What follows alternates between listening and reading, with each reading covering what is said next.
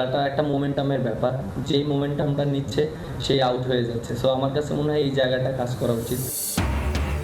বাবর শাহিনদের ছাড়াই বাংলাদেশের টি-20 খেলতে আসবে পাকিস্তান দল। সিরিজ সম্প্রচারে 4 কোটি টাকা খরচে চ্যানেলগুলোর অনীহা, বিপাকে বিসিবি।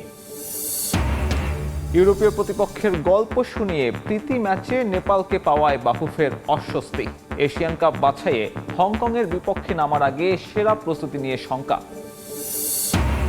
এবং কিছুক্ষণ পর মাঠে গড়াবে ক্লাব বিশ্বকাপের হাই ভোল্টেজ সেমিফাইনাল। নিউ ইয়র্কের মেটলাইফ স্টেডিয়ামে চেলসির প্রতিপক্ষ ফ্লুমিনেন্স, সমর্থকদের ভিড়।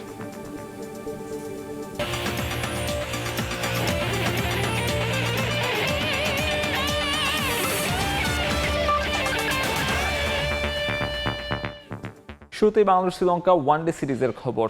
ব্যাটিং ব্যর্থতার চড়া মাশুল দিল বাংলাদেশ। ক্যান্ডিতে সিরিজ নির্ধারণী শেষ ওয়ানডেতে শ্রীলঙ্কার কাছে 99 রানে হেরেছে টাইগাররা। টস জিতে আগে ব্যাট করতে নেমে কুশল মেন্ডিসের সেঞ্চুরিতে 7 উইকেট হারিয়ে 295 রান তোলে লঙ্কানরা। লক্ষ্য তাড়া করতে নেমে 186-তে গুটিয়ে যায় বাংলাদেশ। দাপুটের জয়ে 2-1 সিরিজ জিতে নিল শ্রীলঙ্কা।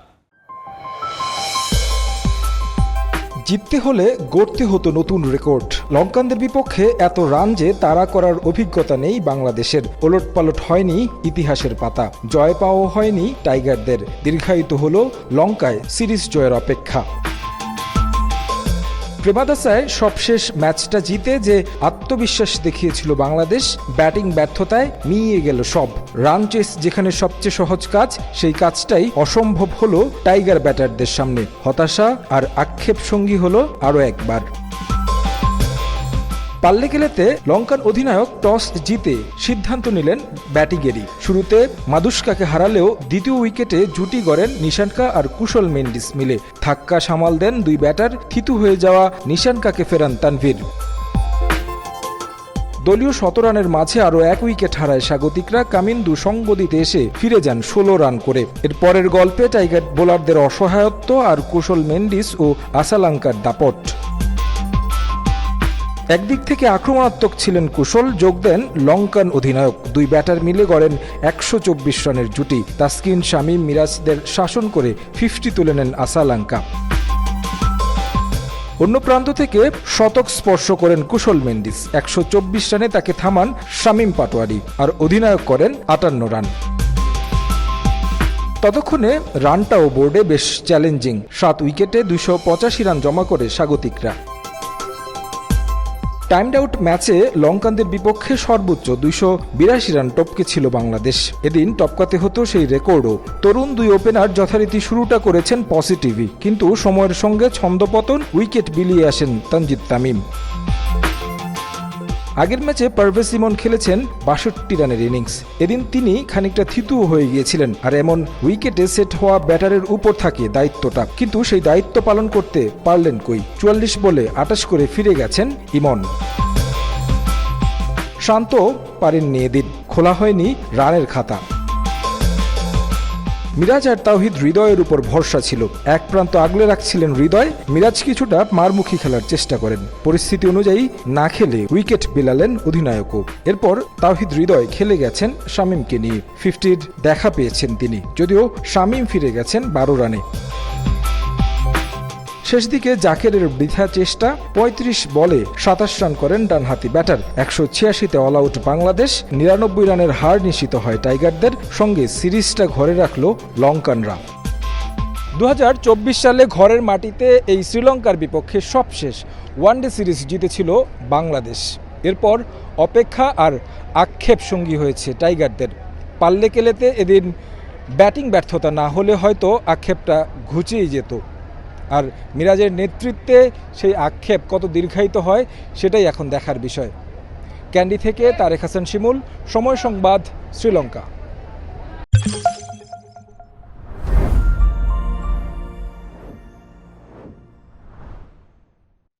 এদিকে হারলেও 1 ম্যাচ বিরতি শেষে চেনা ছন্দে মাঠে ফিরেছেন তাসকিন আহমেদ। কলম্বোর পর ক্যান্ডিতেও বল হাতে ধারাবাহিকতা ধরে রাখেন ঢাকা এক্সপ্রেস। তাসকিনের উইকেট টেকিং অ্যাবিলিটির পাশাপাশি আলোচনায় তার হিসেবে বোলিং। 2023 থেকে আন্তর্জাতিক ওয়ানডেতে সবচেয়ে সফল বাংলাদেশি পেসার। পেছনে ফেলেছেন রাবাদা, হ্যাজেলউডদের মতো বড় বড় সব নাম। To have in your lineup, not only economical but threatening too. ধারাভাষ্যকারের ওই কথার সুরেই বলা যায় দলে তাসকিন আহমেদের মতো বোলার থাকাটা আলাদা বিলাসিতা। কখনো কাঁধ, কখনো হাঁটু। তাসকিন আহমেদের নিত্যদিনের সঙ্গী ইনজুরি, তবে ওই চোট কাটিয়ে প্রতিবারই পুরনো রূপে ফেরেন ঢাকা এক্সপ্রেস, যেমনটা প্রতি ম্যাচে ফেরান বাংলাদেশকেও। কলম্বোর পর ক্যান্ডি, চোট জর্জরিত তাসকিনকে মাঝে বিশ্রাম দেয় টিম ম্যানেজমেন্ট। যেখানে শেষ করেছিলেন সেখানেই শুরু এই পেসারের বল হাতে একই ছন্দ পেস সেন্সেশনের। 50 ওভারের ক্রিকেটে তাসকিন ঠিক কতটা ধারাবাহিক তা প্রমাণে একটা পরিসংখ্যানই যথেষ্ট। 2023 থেকে এই ফরম্যাটে তার চেয়ে ইকোনমিক্যাল নেই অন্য কেউ। পেছনে ফেলেছেন বড় বড় সব নাম। তাসকিনের মতো ধারাবাহিক হতে পারেননি কেউ। এই 28 ইনিংসে কেবলমাত্র একবার রান খরচ 7-এর ওপর। প্রতিপক্ষের রানের লাগাম টেনে ধরাতেই সীমাবদ্ধ নন তাসকিন। যখন প্রয়োজন ব্রেক থ্রুর তখনও ডাকতে পারেন এই ডানহাতি পেসারকে। পরিসংখ্যান বলছে উইকেট প্রতি রান খরচে শেষ 31 মাসে দ্বিতীয় সেরা তাসকিন। সামনে কেবল নিউজিল্যান্ডের ম্যাট হ্যানরি। তালিকার বাকি নামগুলো পাক পেসারদের। সাধারণত পেসারদের ক্ষেত্রে ইনজুরির পরে ছন্দ ধরে রাখাটা কঠিন হয়। তাসকিন অবশ্য ব্যতিক্রম। মাঠের বাইরের পরিশ্রম আর নিয়ন্ত্রিত জীবনে মাঠের পারফরম্যান্সে পার্থক্য বোঝার সুযোগ কই। অবশ্য এত কিছুর পরেও আক্ষেপ থাকবে তাসকিনের। ফর্মের চূড়ায় থাকলেও এই সময় ব্যবধানে জয়ের দেখা পেয়েছেন মাত্র 9 বার, যার প্রায় সবটা জুড়েই আফগানিস্তান আর শ্রীলঙ্কা। তাই ওই ধারাভাষ্যকারের মতোই বলা যায় বাংলাদেশের মতো দলে তাসকিনের মতো বোলার পাওয়াটা স্রেফ বিলাসিতা। একের পর এক ম্যাচে ধারাবাহিক পারফরমেন্সের পরেও দলের হাত ঢেকে দেয় সব অর্জন। সাব্বির মিথুন, সময় সংবাদ। এই মুহূর্তে ক্যান্ডিতে আছেন রিপোর্টার তারেক হাসান শিমুল।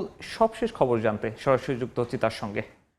শিমুল, ব্যাটিং ব্যর্থতার কথা আসলে এই ম্যাচটা আগে থেকেই আলোচনা হচ্ছিল, কারণ এই পাল্লে কেলেতে এর আগে বাংলাদেশ বেশ কয়েকবার খেলেছে এবং সেই ম্যাচগুলোতে ব্যাটিং ব্যর্থতাই সঙ্গী হয়েছে টাইগারদের। এবং কি কলম্বোতে বাংলাদেশ সবশেষ ম্যাচটাতে যেই পারফরমেন্স দেখিয়েছে, বেশ যেই একটা জয় পেয়ে যে দলগতভাবে যে একটা আত্মবিশ্বাস ক্যারি করে এই ক্যান্ডিতে এসেছে, সেই আত্মবিশ্বাসটা ব্যাটিং ইউনিটে আমরা দেখতে পাইনি। বোলিং ইউনিটে যদি বলি যে পাল্লেকেলের উইকেট মোটামুটি একটা ব্যাটিং ফ্রেন্ডলি উইকেট, সেখানে যেই ধাঁচে ব্যাট করছিলেন কুশল মেন্ডিস এবং আসালাঙ্কা, সেক্ষেত্রে অনেকেই ধারণা করছিল যে সেই রানটা 300 ছাড়িয়ে যায় কিনা, সেটা হয়নি। তারপরও 286 রান তাড়া করতে গিয়ে বাংলাদেশ যেভাবে ব্যাটিংটা করেছে, তানজিদ তামিমের কথা বলতে হয়, পারভেজ ইমনের কথা বলতে, ইমন পোস্ট মানে প্রি ম্যাচে এসে বলেছিলেন যে আসলে এই উইকেটগুলোতে আসলে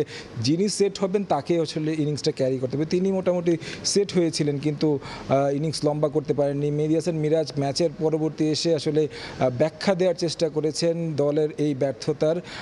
তিনি অনেকটা গুলিয়ে ফেলেছেন কথা বলতে গিয়ে। শর্ট সিলেকশন নিয়ে অনেক প্রশ্ন এসেছে তার কাছে। শর্ট সিলেকশনগুলো আসলে কেন এমন হচ্ছে, ইমোশনাল বিষয়েও তিনি টেনে এনেছেন। তিনি যেমনটা বলছিলেন যে শর্ট কন্ট্রোল করা, কোনো একটা বলের প্রতি কন্ট্রোল করা, সেটা আসলে সবার ইমোশন কাজ করে না। সেই ক্ষেত্রে দেখা গেছে যে যেভাবে আসলে শট খেলতে পছন্দ করেন সেভাবেই শট খেলেছেন। আসলে দলের নির্দিষ্ট একটা পরিকল্পনা থাকার কথা, পরিকল্পনা অনুযায়ী ক্রিকেট খেলবেন ক্রিকেটাররা, কিন্তু আসলে অধিনায়কের কথা যেমনটা বোঝা গেল যে যার মতো করে খেলেছেন এমনটা আর কি। সেই জায়গায় আসলে অবশ্য স্বাধীনতাও দেওয়া আছে যে সবাই যেন তার ন্যাচারাল ক্রিকেটটা খেলতে পারেন। তারপরেও আসলে প্রত্যেকটা ক্রিকেটারই তার ন্যাচারাল ক্রিকেট খেলবেন, তারপরে যখন সিচুয়েশন যেটা আসলে সেই সিচুয়েশনটাকে ক্যারি করার তো একটা বিষয় থাকে, এবং সেই সিচুয়েশনে আসলে দলের আসলে জয় পাওয়ার জন্য যেভাবে খেলা দরকার সেই ধাঁচে কিংবা সেইভাবে শর্ট সিলেকশন হওয়া উচিত নিঃসন্দেহে। সেই জায়গাগুলোতে অনেক বেশি ঘাটতি ছিল, যে কারণে আসলে বাংলাদেশ কিন্তু পিছিয়ে পড়েছে এই ম্যাচ থেকে, এবং কি সিরিজটাও হাতছাড়া হয়েছে। সেই 2024-এর পর কিন্তু আর ওয়ানডে সিরিজ জয় পাওয়া হয়নি বাংলাদেশ দলের। তো এই ছিল আমার কাছে সবশেষ খবর ক্যান্ডি থেকে। ক্যান্ডি থেকে সহকর্মী শিমুল যুক্ত হয়েছিলেন, জানাচ্ছিলেন বাংলাদেশের ব্যর্থতার কারণ। এদিকে তারকা ক্রিকেটারদের বাদ রেখেই বাংলাদেশ সফরের জন্য স্কোয়াড ঘোষণা করেছে পাকিস্তান। গেল মে জুনে পাকিস্তানে গিয়ে একটি 3 ম্যাচের টি-20 সিরিজ খেলেছে বাংলাদেশ। সেখানে কোনো প্রতিদ্বন্দ্বিতাই করতে পারেনি লিটন কুমার দাসের দল। হয়েছে হোয়াইট ওয়াশ। এবার ফিরতি সিরিজে প্রতিশোধের সুযোগ টাইগারদের সামনে। চলতি মাসেই বাংলাদেশে পা রাখবে পাকিস্তান ক্রিকেট দল। 20, 22 ও 24 জুলাই মিরপুর শেরেবাংলা জাতীয় স্টেডিয়ামে 3টি টি-20 খেলবে দুই দল। ওই সিরিজের জন্য সালমান আলী আঘাকে অধিনায়ক রেখে দল ঘোষণা করেছে পিসিবি। 15 সদস্যের স্কোয়াডে নেই বাবর আজম, মোহাম্মদ রিজওয়ান ও শাহিন শাহ আফ্রিদির মতো তারকা ক্রিকেটাররা। ইনজুরির কারণে নেই নাসিম শাহ আর হারিস রৌফও। তবে ফিরেছেন ফাকর জামান, ফাহিম আশরাফ। পিএসএল এ ভালো করায় প্রথমবারের মতো ডাক পেয়েছেন আহমেদ দানিয়েল।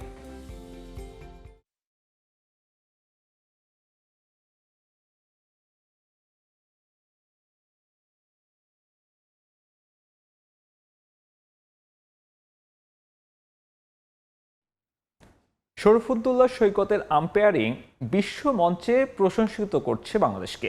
তার নেতৃত্বে বিসিবি আম্পায়ারিং এডুকেশন ডিপার্টমেন্ট তৈরি করা হবে বলে জানিয়েছেন ইফতেখার আহমেদ মিঠু।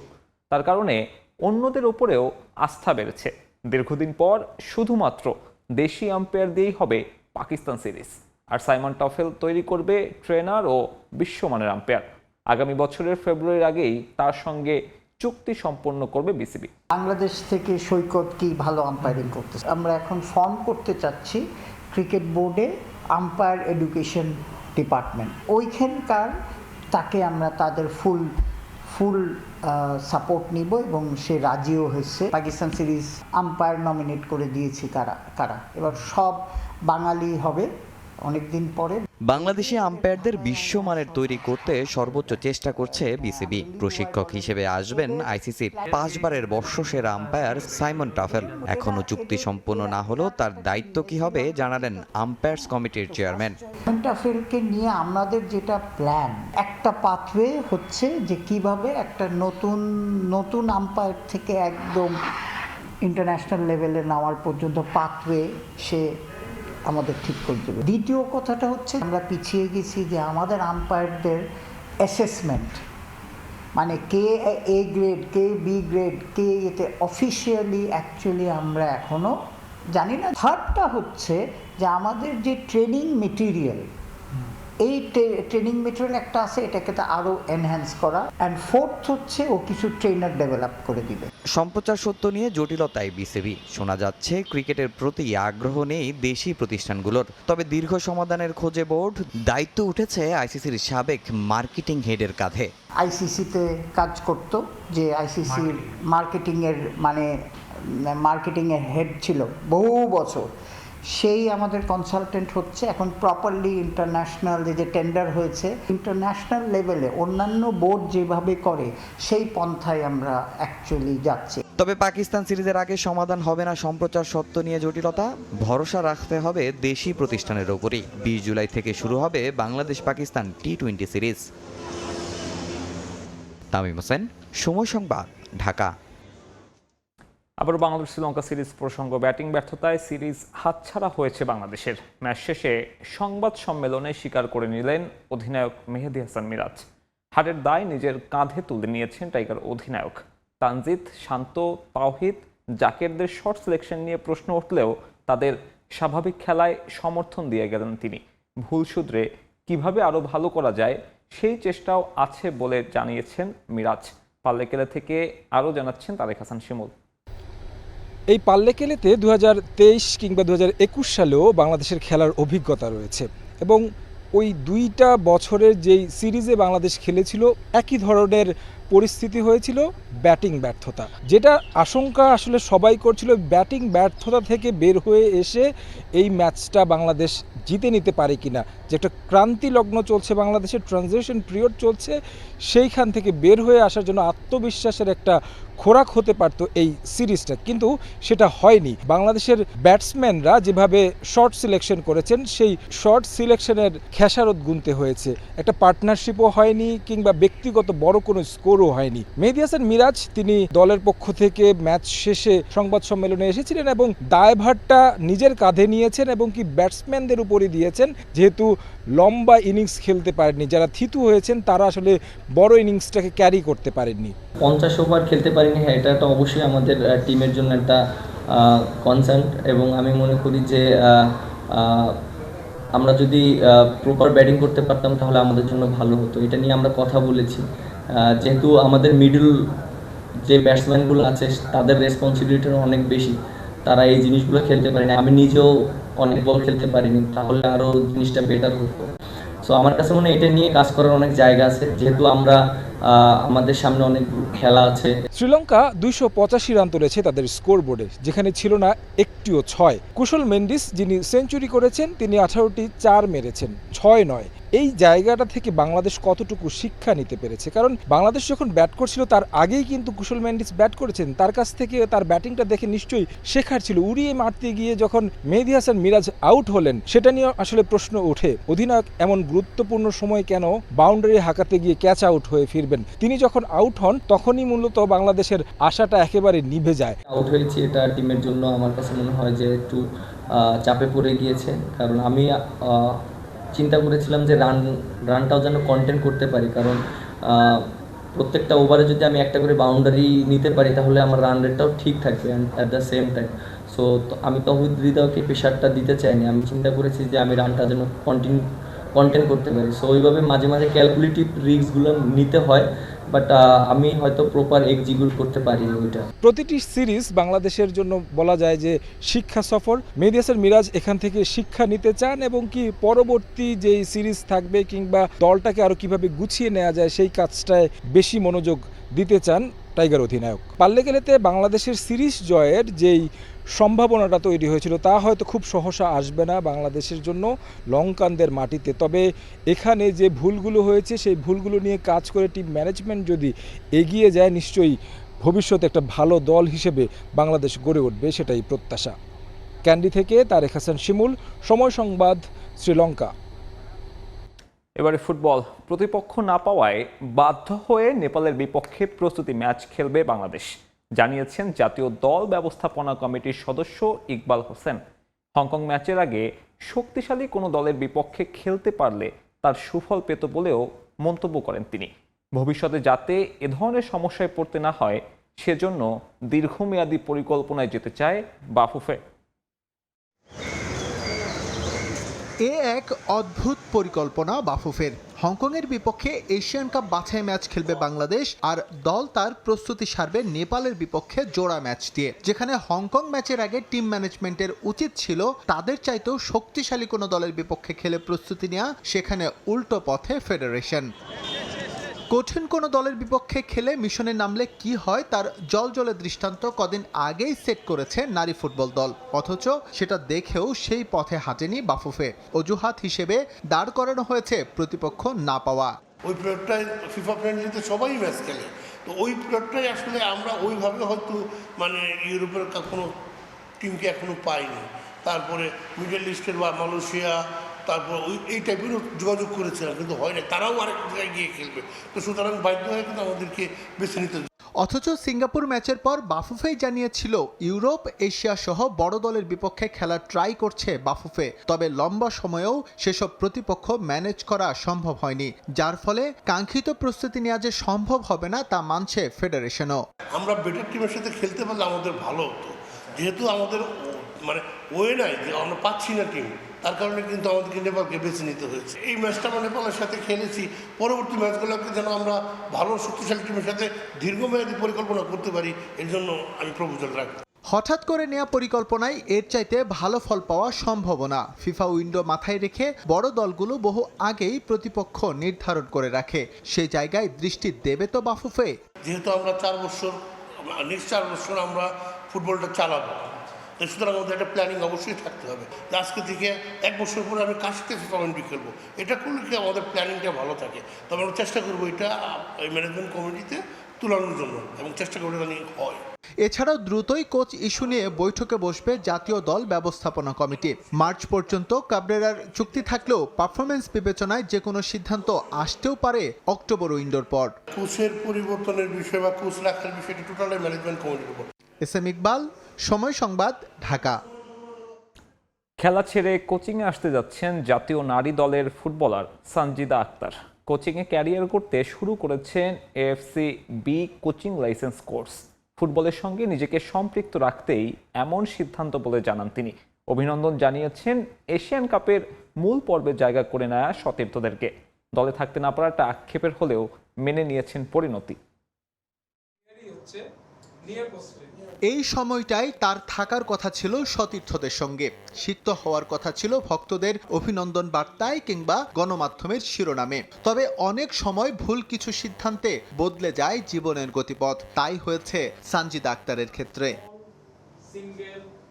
ক্যারিয়ারের মধ্য গগনেই কোচিং কোর্সের দীক্ষা নিচ্ছেন বাংলাদেশ নারী দলের প্রথম সাফচয়ের অন্যতম কুশীলব। ব্যস্ত ছিলেন ভুটানের স্থানীয় লিগে, বাফুফেই তাকে আমন্ত্রণ জানিয়েছে এএফসি বি লাইসেন্স কোর্স সম্পন্ন করার। ভুটানে তথাকথিত লিগ খেলার চাইতে এই প্রস্তাব বেটার মনে করে যোগ দিয়েছেন সাইফুল বারী টিটুর ক্লাসে। আমার ইচ্ছা হচ্ছে আমি ফুটবলের সাথে কাজ করব, থাকবো সবসময়। এর জন্যই আমি কোচিং লাইসেন্স করতেছি। তো একটা সময় যায় তো দেখা যাবে যে আমি আর প্লেয়ার থাকবো না। আমি অবশ্যই আমি যদি কোচিং লাইসেন্স থাকে, আমি যেহেতু ন্যাশনাল টিমের প্লেয়ার, তো হিসেবে আমি কাজ করতে পারবো। আর আমার তো এক্সপিরিয়েন্স এমনিতেও আছে, তো ওটা আমার কাজে লাগবে। সানজিদা একসময় ছিলেন বাংলাদেশ নারী ফুটবল দলের অবিচ্ছেদ্য অংশ।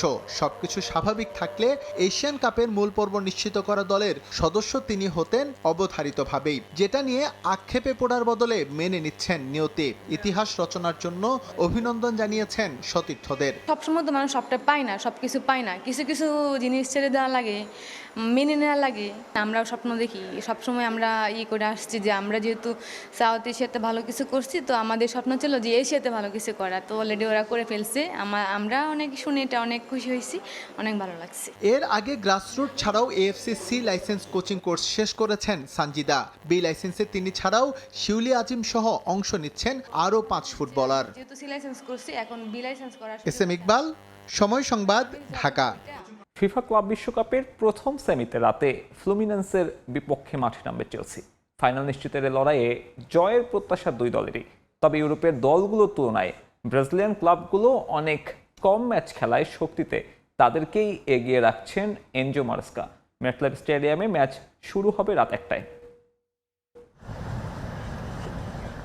দেখতে দেখতে শেষের পথে ফিফা ক্লাব বিশ্বকাপ। ফাইনাল নিশ্চিতের প্রথম লড়াইয়ে মাঠে নামতে যাচ্ছে চেলসি ও ফ্লুমিনেন্স।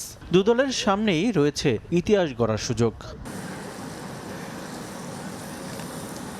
সম্ভাব্য 4-2-3-1 ফরমেশনে দল সাজাতে পারেন চেলসি কোচ এনজো মারেস্কা। সেখানে আক্রমণ ভাগে দেখা যেতে পারে ওয়াও পেদ্রি, এনকুনকু, পালমার ও নেতোকে। তবে চেলসির ইনজুরির তালিকাটা বেশ লম্বা। রিহ্যাব প্রক্রিয়ায় আছেন ফোফানা, কেলমেনের মতো ফুটবলাররা। কোয়ার্টার ফাইনালে হলুদ কার্ড পাওয়ায় এই ম্যাচে বিশ্রামে থাকতে পারেন লিয়াম ডেলাপ ও লিভাই কলউইল। আর এক ম্যাচের নিষেধাজ্ঞা কাটিয়ে ফিরতে পারেন মইসেস কাইসেদো। ক্লাব বিশ্বকাপের শুরু থেকে বড় ব্যবধানে জয় পেয়ে নকআউট পর্ব নিশ্চিত করে চেলসি। যদিও কোয়ার্টার ফাইনালে পালমেইরাসের বিপক্ষে জয় পেতে কিছুটা বেগ পেতে হয়েছে লন্ডনের দলটিকে। এবার সেমিফাইনালেও ব্রাজিলিয়ান বাধা পেরোতে হবে চেলসিকে। ফ্লুমিনেন্সকে সমীহ করেই মাঠে নামতে চান কোচ মারেস্কা। আমরা 2 ম্যাচে ব্রাজিলিয়ান ক্লাবের বিপক্ষে খেলেছি। ব্রাজিলিয়ান ফুটবলাররা বিশ্বমানের, শক্তিমত্তার দিক থেকেও তারা এগিয়ে। তাই আমি চেলসিকে এগিয়ে রাখবো না, তবে আমরা সর্বোচ্চটা দেব এবং ম্যাচ জিতে ফাইনালে যাওয়ার চেষ্টা করব। এদিকে ক্লাব বিশ্বকাপের শুরু থেকেই চমক দেখিয়েছে ব্রাজিলিয়ান ক্লাবগুলো, যাদের মধ্যে ফ্লুমিনেন্স একটি। গ্রুপ পর্বে রুখে দিয়েছে ডর্টমুন্ডের মতো জায়ান্টদের। আর রাউন্ড অফ 16-এ ইন্টার মিলানকে হারিয়ে তাক লাগিয়ে দেয় তারা। সবশেষ টুর্নামেন্টের কোয়ার্টার ফাইনালে আল হিলালের বিপক্ষে জয় তুলে নেয় ব্রাজিলিয়ান ক্লাবটি। সেমিফাইনালের বাধা পার করতে পারলেই ইতিহাস গড়বে তারা। এ ম্যাচে সবার নজর থাকবে একজনের দিকে, ফ্লুমিনেন্সের থিয়াগো সিলভা। 40 বছর বয়সী সেন্টার ব্যাক 4 মৌসুম কাটিয়েছেন চেলসিতে। প্রথমবারের মতো মুখোমুখি হচ্ছেন সাবেক ক্লাবের। নিষেধাজ্ঞার কারণে এই ম্যাচ খেলতে পারবেন না আর্জেন্টাইন হুয়ান পাবলো ও মার্টিনেলি। এক ম্যাচের নিষেধাজ্ঞা কাটিয়ে ফিরতে পারেন রেনেই। টুর্নামেন্টে এখন পর্যন্ত কোনো ম্যাচ না হারার আত্মবিশ্বাস নিয়েই মাঠে নামতে চায় ফ্লুমিনেন্স। চেলসি বড় ক্লাব, তাদের শক্তিমত্তা নিয়ে আমাদের ধারণা আছে, তবে নিশ্চিতভাবে বলা যায় এটা কঠিন একটা ম্যাচ হতে চলছে। ম্যাচে সব দলই সুযোগ তৈরি করে, যারা সব সুযোগ কাজে লাগাবে তারাই হবে জয়ী। আমরা জয়ের জন্যই খেলব। এর আগেই কখনো মুখোমুখি হয়নি ক্লাব দুটি। মেট লাইফ স্টেডিয়ামে প্রথমবারের মতো মাঠে নামবে দুদল। রিফাতুল ইসলাম মিরন, সময় সংবাদ। ক্লাব বিশ্বকাপে নিজেদের ম্যাচের আগেই নিউ ইয়র্কের হোটেল, রেস্তোরাঁ, বারগুলো পরিণত হয়েছে ফ্লুমিনেন্স সমর্থকদের বাড়ি ঘরে। রাস্তাঘাট সব জায়গায় এখন তাদেরই আধিপত্য। চারদিকে শুধু ফুটবল আর সেমিফাইনাল নিয়েই চলছে আলোচনা। এটাই ফুটবল, এটাই চর্মগোলকের ক্ষমতা। দেশ ছেড়ে বিদেশ বিভুঁয়ে এই পাগলপাড়া সমর্থকরা পড়ে আছেন নিজের ক্লাবকে সমর্থন দিতে। তাও যে সে জায়গায় নয়, স্টেডিয়াম থেকে ঢিল ছোড়া দূরত্বে, যেন ম্যাচ শুরু হতেই টুপ করে ঢুকে যাবেন মাঠে। ক্লাব বিশ্বকাপের সেমিফাইনালে এবার ইংলিশ জায়ান্ট চেলসির মুখোমুখি হবে ব্রাজিলের ক্লাব ফ্লুমিনেন্স। ব্রাজিলিয়ান ক্লাবগুলোর আধিপত্য এবারের আসরের শুরু থেকেই অবাক করেছে সবাইকে, কিন্তু ধীরে ধীরে সবাই বিদায় বললেও সবেধন নীলমণি টিকে আছে ফ্লুমিনেন্স। শুধু টিকে নেই, রীতিমতো হুঙ্কার জানাচ্ছে ইংলিশদের। আর তাদের সবচেয়ে বড় শক্তি এই 12th ম্যানরা, যারা গ্যালারিতে বসে মাঠের বাইরে থেকে উজ্জীবিত করবে দলকে। ইতোমধ্যে মেটলাইফ স্টেডিয়ামের পাশ ঘেঁষা নদীর ওপারের হোটেল, রেস্তোরাঁ, বারগুলো পরিণত হয়েছে ছোটখাটো ফ্লুমিনেন্সে। দিন নেই রাত নেই, সেখানে চলছে উৎসব। আর শুধু ব্রাজিল নয়, দুনিয়ার নানা কোণা থেকে এসেছেন তারা সমর্থন জোগাতে প্রিয় ক্লাবকে। ফ্লুমিনেন্স আমার আবেগ, এটা একেবারে নিখাত ভালোবাসা।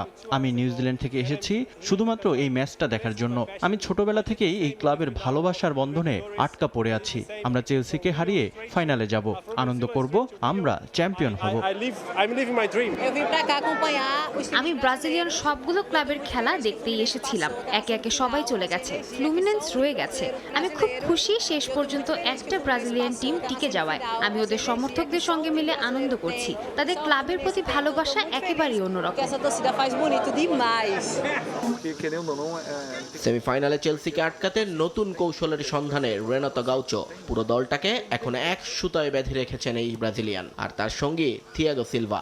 সবাই ক্লাব চেলসির মুখোমুখি হওয়ার আগে কিছুটা আবেগাক্রান্ত হলেও দলের জয় নিয়ে একেবারেই নির্ভার এই ডিফেন্ডার। নিয়ন মুহাইমিন, সময় সংবাদ। ক্লাব ওয়ার্ল্ড কাপের সেমিফাইনালে দর্শক টানতে টিকিটের মূল্য 97% কমিয়েছে ফিফা। গেল সপ্তাহে চেলসি ফ্লুমিনেন্স ম্যাচের টিকিট $474 উঠলেও মাঠে দর্শক টানতে শনিবার সেই একই টিকিট মাত্র $13 করে বিক্রি করছে টিকিট মাস্টার।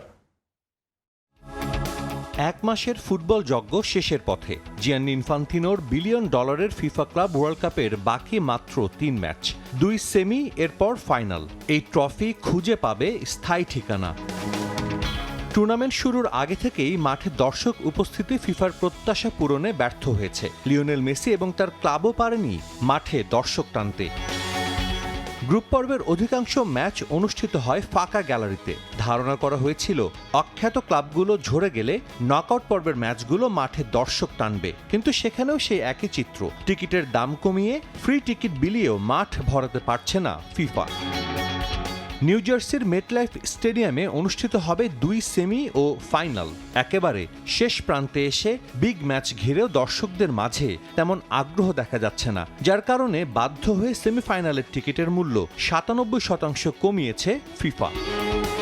গেল সপ্তাহে চেলসি ফ্লুমিনেন্স ম্যাচের টিকিট $474 বিক্রি করেছিল টিকিট মাস্টার, কিন্তু চড়া মূল্যে কেউই এই ম্যাচ দেখতে আগ্রহ দেখায়নি, যার কারণে প্রতিদিনই কমতে থাকে টিকিটের দাম। মাঠে দর্শক উপস্থিতি বাড়াতে শেষ পর্যন্ত $474 টিকিট বিক্রি করা হয় মাত্র $13। 82,500 দর্শক ধারণ ক্ষমতার মেটলাইফ স্টেডিয়ামের গ্যালারি পূর্ণ করতেই এই পন্থায় যেতে বাধ্য হয় ফিফা। চেলসির ফুটবলাররাও নেমে গেছেন টিকিট বিক্রি করতে। ক্লাবটির গোলরক্ষক Robert Sanchez, striker Nicolas Jackson, অধিনায়ক এনজো ফার্নান্দেজরা নিজেদের ইনস্টাগ্রাম প্রোফাইলে ম্যাচ টিকিটের ওয়েবসাইটের লিঙ্ক শেয়ার করেছেন। পুরো টুর্নামেন্ট জুড়েই দর্শকদের তুমুল আগ্রহ ছিল রিয়ালের ম্যাচগুলো নিয়ে। এরপরও রিয়াল পিএসজির দ্বিতীয় সেমিফাইনালের টিকিটের দামও কমানো হয়েছে। গেল সপ্তাহে লাইন আপ চূড়ান্ত হওয়ার আগে টিকিটমাস্টার ওয়েবসাইটে দ্বিতীয় সেমির টিকিটের মূল্য দেখানো হয় $978। একসময় তা নেমে আসে $200। যদিও পিএসজি সেমিফাইনাল নিশ্চিতের পর টিকিটের দাম বেড়ে হয় $266। এ তো গেল সেমিফাইনালের কথা। এবারের ক্লাব ওয়ার্ল্ড কাপের কোয়ার্টার ফাইনালে ফ্রি টিকিট বিলিয়ে ইতিহাস গড়েছে ফিফা। কোয়ার্টার ফাইনালে রিয়াল বরুশিয়া ম্যাচ বাদে বাকি 3 কোয়ার্টারের জন্য টুর্নামেন্টে স্বেচ্ছাসেবকদের দেয়া হয় 4টি করে ফ্রি টিকিট। চলমান টুর্নামেন্টে কাজ করছেন 8000 স্বেচ্ছাসেবক। পরবর্তীতে এর ব্যাখ্যাও দিয়েছে ফিফা। প্রতিটি ফিফা টুর্নামেন্ট পরিচালনার জন্য স্বেচ্ছাসেবকদের ভূমিকা অপরিসীম। তাদের কঠোর পরিশ্রম এবং নিষ্ঠার প্রতি কৃতজ্ঞতা প্রকাশের জন্য সুযোগ পেলে তাদের সরাসরি ম্যাচগুলোতে অংশগ্রহণের সুযোগ করে দেয়া অস্বাভাবিক কিছু নয়। ফিফা 8000 স্বেচ্ছাসেবকের জন্য গর্বিত, যারা ফিফা ক্লাব বিশ্বকাপে সহায়তা করছেন, এবং তাদের ম্যাচ দেখতে আমন্ত্রণ জানানোটাও নতুন কিছু নয়। অতীত ফিফা ইভেন্টেও এমনটা করা হয়েছে। এছাড়াও প্রতিটি ম্যাচের চাহিদা এবং প্রাপ্যতার উপর ভিত্তি করে টিকিটের দাম সমন্বয় করা হয়েছে এবং অব্যাহত থাকবে। শুরু থেকে অনেকেই যুক্তরাষ্ট্রে ফিফা ক্লাব ওয়ার্ল্ড কাপের বিরোধিতা করে আসছিলেন। উত্তর আমেরিকার পরিবর্তে ইউরোপে এই মেগা ইভেন্ট আয়োজন করলে সফল হতো ফিফা, তা বলাই যায়। সাজিদ মুস্তাহিদ, সময় সংবাদ। শেষ হলো ফিফা ক্লাব বিশ্বকাপ ট্রফি ট্যুর। নিউ ইয়র্কের ট্রাম্প টাওয়ারে শিরোপা উন্মোচন করেন ফিফা প্রেসিডেন্ট জিয়ান্নি ইনফান্তিনো ও ট্রাম্প পুত্র এরিক ট্রাম্প। মেগা ফাইনাল পর্যন্ত সর্বসাধারণের জন্য উন্মুক্ত থাকবে সোনালী ট্রফি। যুক্তরাষ্ট্রের বিভিন্ন শহর ঘুরে নিউ ইয়র্কে এসে থামল ফিফা ক্লাব বিশ্বকাপের ট্রফি ট্যুর। সেমিফাইনাল ম্যাচের আগে ট্রাম্প টাওয়ারে ক্লাব বিশ্বকাপের ট্রফি উন্মোচন করেন ফিফা প্রেসিডেন্ট জিয়ান্নি ইনফান্তিনো এবং ট্রাম্প পুত্র এরিক ট্রাম্প।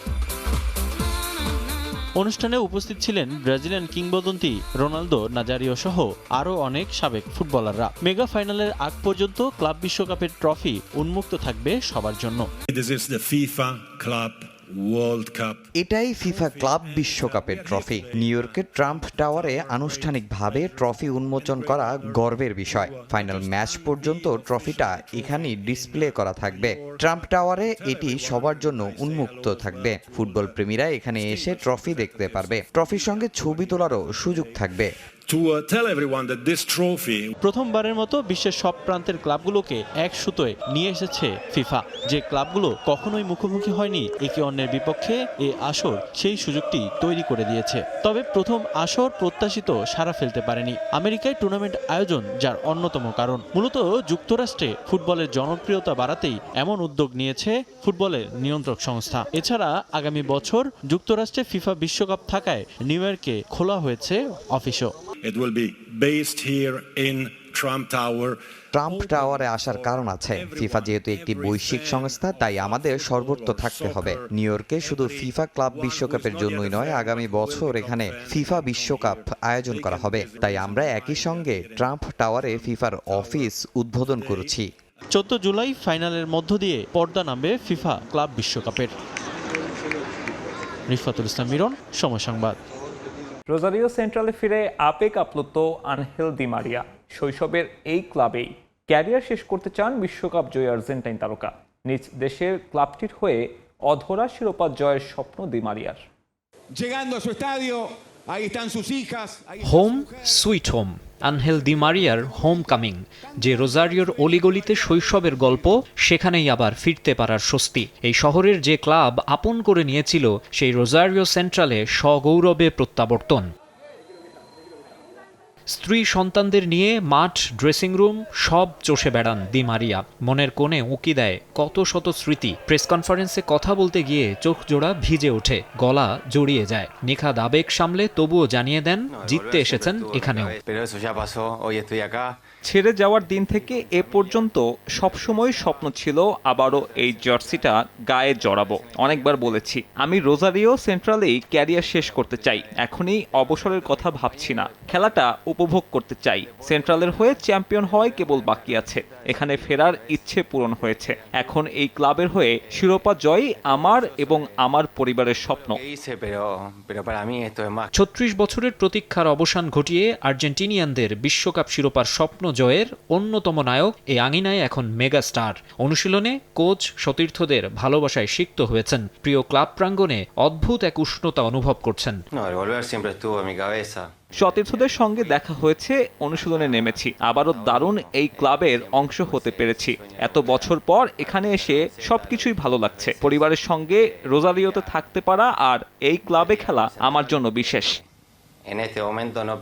রোজারিও সেন্ট্রালে প্রথম অধ্যায়ে 2005 থেকে 2007 সাল পর্যন্ত খেলেছিলেন। 39 ম্যাচে করেছিলেন 6 goal. Real Madrid, Manchester United, PSG, Juventus, বেনফিকার মতো ইউরোপ সেরা ক্লাব ঘুরে 18 বছর পর ফিরেছেন সুপারস্টার তকমা নিয়ে। সবার আস্থার প্রতিদান দিতে মুখিয়ে আছেন আনহেল। মাকসুম আলম খান, সময় সংবাদ। ক্রিকেটের খবর, এক বছরে আইপিএল এর ব্যবসায়িক মূল্য বৃদ্ধি পেয়েছে প্রায় 13%। বাংলাদেশি মুদ্রায় যার বর্তমান পরিমাণ 1,25,000 কোটি টাকারও বেশি। প্রথমবারের মতো শিরোপা জিতে চেন্নাইকে টপকে এই টুর্নামেন্টের সবচেয়ে দামি ফ্র্যাঞ্চাইজি এখন রয়্যাল চ্যালেঞ্জার্স বেঙ্গালুরু। অর্থ, যশ আর খ্যাতি সবকিছুতেই সবাইকে ছাড়িয়ে আইপিএল ফ্র্যাঞ্চাইজ ক্রিকেটের দুনিয়ায় প্রতিনিয়ত অনন্য উচ্চতায় উঠছে এই টুর্নামেন্ট। জনপ্রিয়তা আর আর্থিক মূল্য সবকিছুই বাড়ছে আইপিএলের। বৃদ্ধির পরিমাণ কেমন তারই একটা চিত্র তুলে ধরল আন্তর্জাতিক ইনভেস্টমেন্ট ব্যাংক হুলিহান লোকি।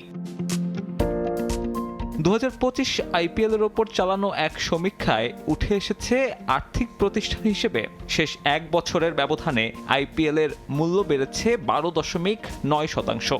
অর্থের হিসেবে যার বর্তমান বাজার দর $18.5 বিলিয়ন, বাংলাদেশি মুদ্রায় যা প্রায় 1,26,000 কোটি টাকা। আইপিএলের মতো লভ্যাংশ বেড়েছে পৃষ্ঠপোষকদেরও। আগের চক্রের তুলনায় বর্তমান চক্রে প্রধান 4 পৃষ্ঠপোষকের লাভ বেড়েছে প্রায় 25%। বাজার দরের এমন অবস্থা দেখে এরই মধ্যে প্রধান পৃষ্ঠপোষক হিসেবে টাটা নিজেদের মেয়াদ বাড়িয়ে নিয়েছে 2028 সাল পর্যন্ত, যার জন্য তাদের খরচ $300 মিলিয়ন। শেষ আসরে আরাধ্যের শিরোপা পাওয়া বেঙ্গালুরুর জন্যও আছে সুখবর। আইপিএলে তারাই এখন সবচেয়ে মূল্যবান দল। পেছনে ফেলেছে মহেন্দ্র সিং ধোনির চেন্নাই সুপার কিংসকে। কোহলিদের ফ্র্যাঞ্চাইজির বর্তমান বাজার দর $269 মিলিয়ন। গত আসরে যার পরিমাণ ছিল 227, 4 থেকে 2-এ উঠে এসেছে মুম্বাই ইন্ডিয়ান্স। 38 মিলিয়ন থেকে বেড়ে তাদের বর্তমান মূল্য $242 মিলিয়ন। 4 মিলিয়ন ব্র্যান্ড ভ্যালু বাড়লেও 3-এ নেমে গেছে চেন্নাই সুপার কিংস। তবে এক বছরে সবচেয়ে বড় লাভটা পাঞ্জাবের। তাদের ভ্যালু বেড়েছে প্রায় 40%। ভিউয়ারশিপেও নতুন রেকর্ড আইপিএলের। কেবল ওটিটি প্ল্যাটফর্মেই গত আসরের ফাইনাল দেখেছে প্রায় 68 কোটি দর্শক, যে সংখ্যা পেছনে ফেলেছে ভারত পাকিস্তানের চ্যাম্পিয়ন্স ট্রফির ম্যাচকেও। সাব্বির মিথুন, সময় সংবাদ। এই ছিল খেলার সময়ের এখনকার আয়োজন। সঙ্গে থাকুন সময়।